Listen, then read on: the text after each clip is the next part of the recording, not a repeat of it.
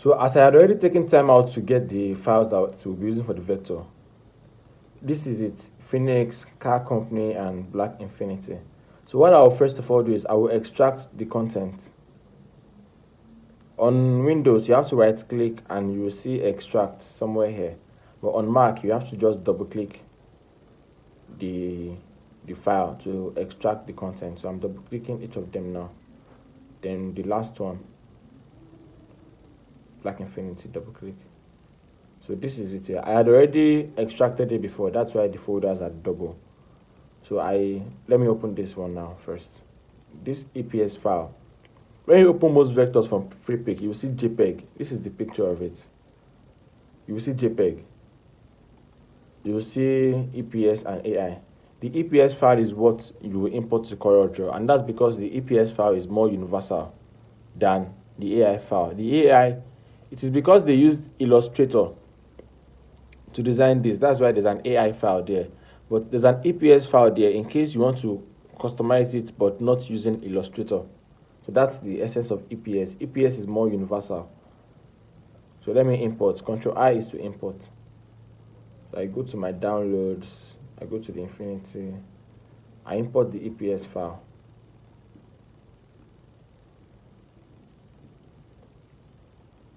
So this is it here. I want to work with this one that looks like Batman. This one. So I'll delete the rest. They are not useful anymore. Double clicking on this rectangle will draw a square that will fill up the entire screen. So I first of all pick the Batman, then I pick the rectangle, then I align. We've already walked through all of this in the previous video. So I am holding Shift right now to move this up and stick to one side.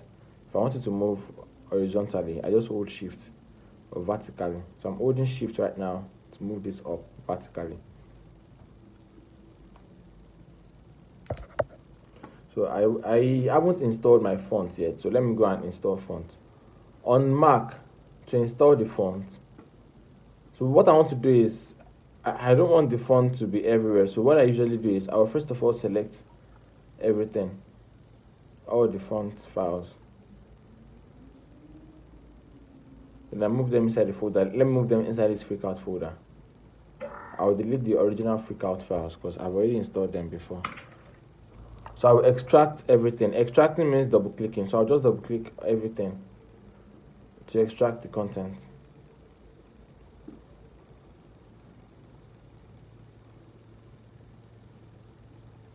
Then I come to this search. I search for TTF. So it will show me all the TTF files inside the freakout folder. So this is all the TTF files that I have here. Fonts come in two formats, TTF or OTF. Can open with font book. This is manually. I can install it manually by clicking install one by one, or I can just drag everything and pour them inside my font book. But that went into user, and that's not correct. It's supposed to go into all fonts. So I'll drag it again and move it into all fonts.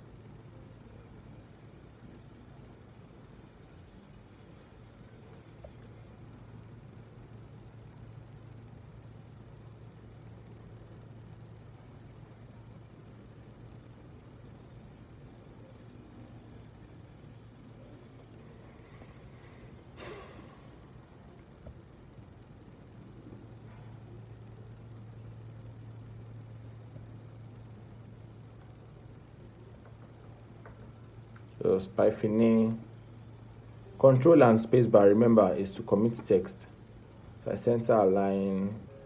Let's check some of the fonts we downloaded. So we downloaded 0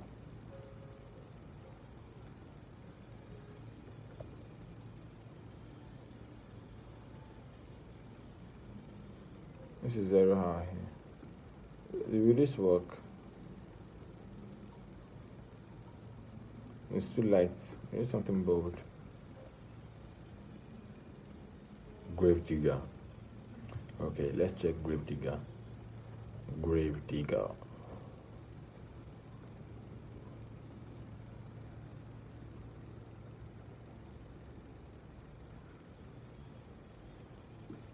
Gravedigger looks Fine.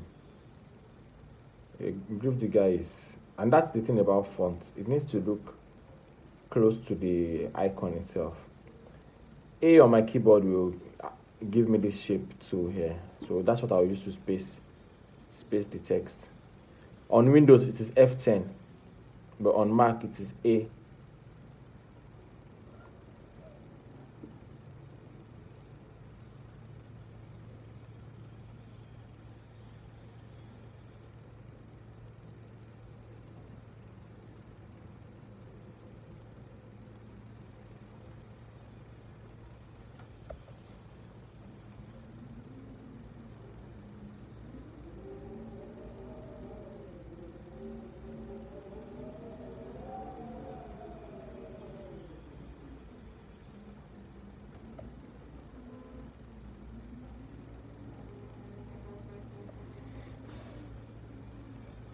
So we have the Spyfinie logo set up. The only thing that is outstanding now is the color. So what I have in mind for the color is I want something that is blue and green. But in order to achieve what I have in mind, I want each of these segments to pick a color. So it will go from blue, green, back to blue, green, then back to blue. So I will have to first of all break this shape apart. So I'll be using this freehand tool here. I click on this here. Let me zoom in. So I'll click on this node here, and I'll click on this other one here to draw one. So that means I'll break this apart here. I'll come back to break it apart. I'll draw another one.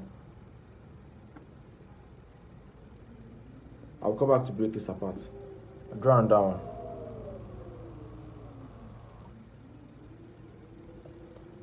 I actually don't really need to zoom in. I use H to switch to hand to automatically. This is my hand here. Zoom and pan. So I can use my hand to move the job around. H to move the job around. Let me go back to my freehand tool.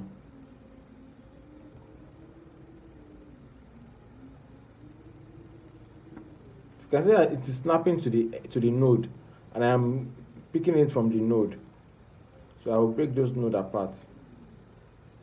And the best way to do works that are asymmetry. Now if you notice, there's a rectangle in the background here. And if I want to select this Spyfinie, it will mistakenly pick up the rectangle. So in order to drag and select without picking up the rectangle, I have to first of all press Alt on my keyboard. On Mac, that's Option. So first of all, press Alt on my keyboard before I can now drag. Dragging normally will pull whatever is in the background, but Alt and then drag will allow you drag without picking anything up. So what I want to do now is I'll hold my Alt. I want to select. Okay, it remains one more. Let me add the final in the final breakpoint. Node to node. So what I want to do now is I want to select Alt then drag. I want to select everything, flip it to the other side. Let me see if it is possible for me to use it to cut both sides, so I don't have to draw one by one. So it works. So what I need to do now is I need to select all these lines that I'll be using to cut. Alt.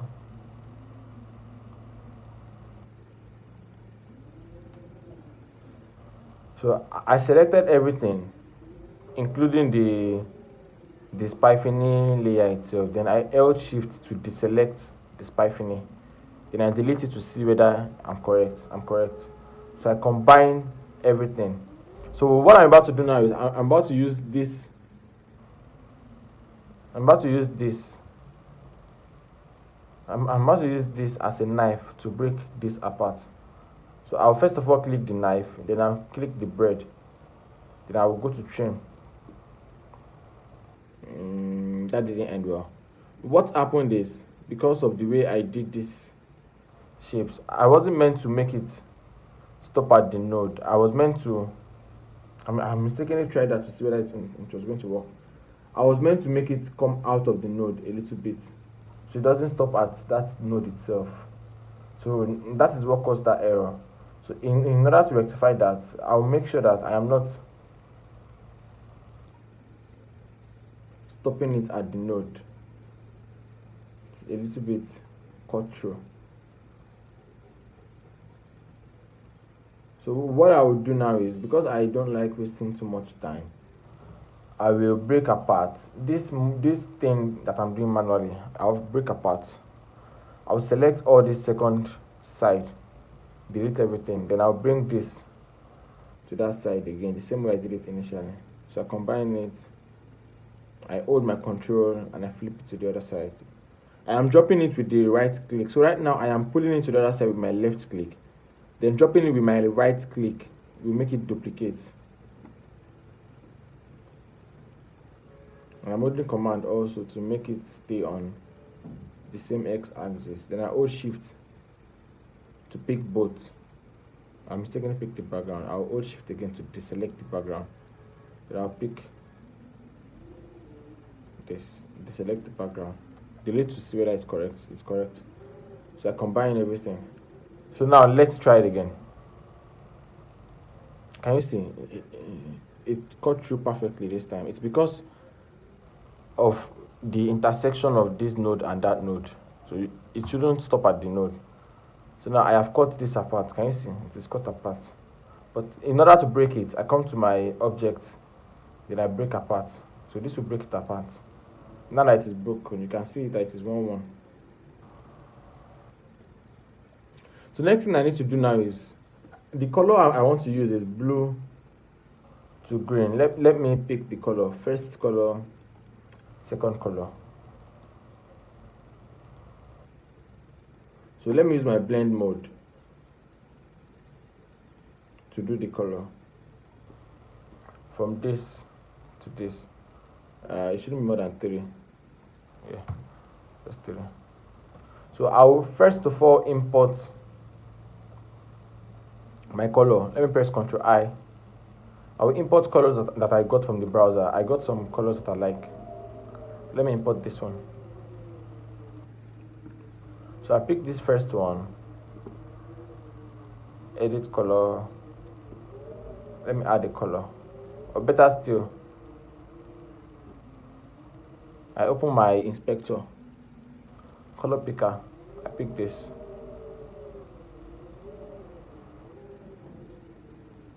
And I fill it. I click this and pick my color picker again. I click this. I might want the color to be a bit customized, so I want something more on this.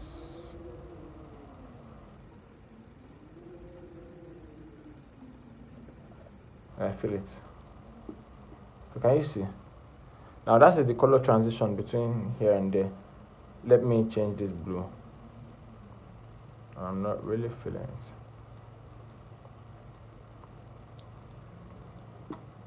Fill. Let me go back. Okay, let's stick to this. So I want to make this now. Let me select this color. Let me fill it with this. I make the next one.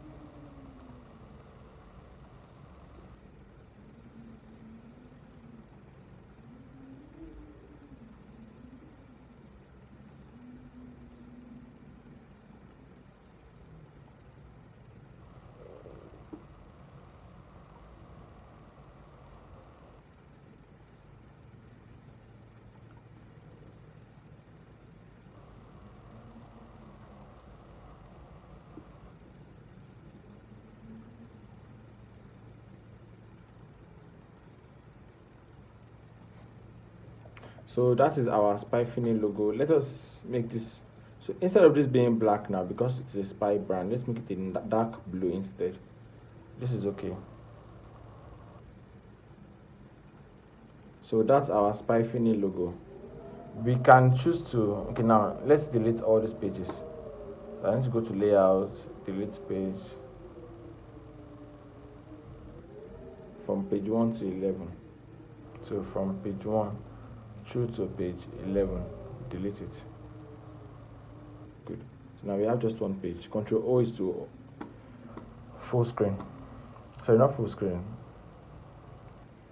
Fit to page. So we can add a new page after. Double click to make a rectangle. Then I make that this blue. So I can bring my Spyfinie logo. No, move to. I can bring my Spyfinie logo. Control C it. Come to this place. Control V the Spyfinie logo. Then I can now make this Spyfinie white. So now we have the dark alternative and the light alternative of the Spyfinie logo. Let me save it.